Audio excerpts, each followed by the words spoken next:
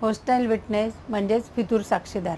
आता फितूर साक्षीदार म्हणजे काय? साक्ष देणे, खोटी साक्ष देणे किंवा साक्ष न देणे याला म्हणायचं फितूर साक्षीदार.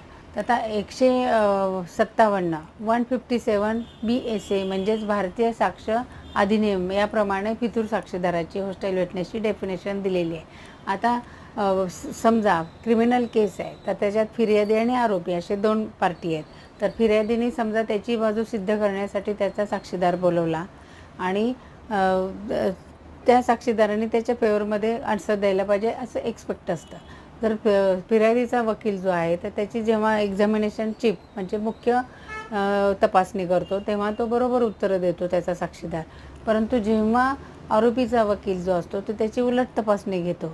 तर उलट तपासणी घेताना प्रॉसिक्युशन किंवा फिर्यादीच्या साक्षीदाराने समजा चुकीचे उत्तरं दिली किंवा पहिल्या मुख्य तपासणीला धरून पुढची उत्तरं दिली नाही किंवा उत्तरच दिली नाही किंवा माहिती नाही असे की असंबंध उत्तरं दिली, तर ज्या प्रॉसिक्युशन जो आहे तो कोर्टाला विनंती करतो की अरे मी माझ्या फेवरमध्ये साक्षीदाराला पण हा आता माझ्या फेवरमध्ये न उत्तर देता तो चुकीची उत्तरं देतो, तर मलाही याची क्रॉस एक्झामिनेशन घ्यायची आहे. म्हणून तो कोर्टाला रिक्वेस्ट करतो आणि त्या आरोपीच्या वकिलाच्या उलट तपासणीनंतरही तो त्याला काही प्रश्न विचारतो.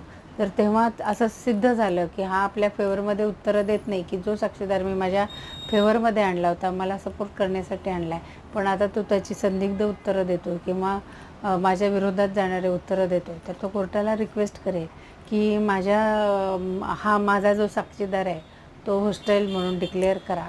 आणि मग कोर्टाला पटलं तर हे कोर्टाची डिस्क्रिशनरी पॉवर आहे की हा साक्षीदार फितूर झालेला आहे असं कोर्ट डिक्लेअर करतं.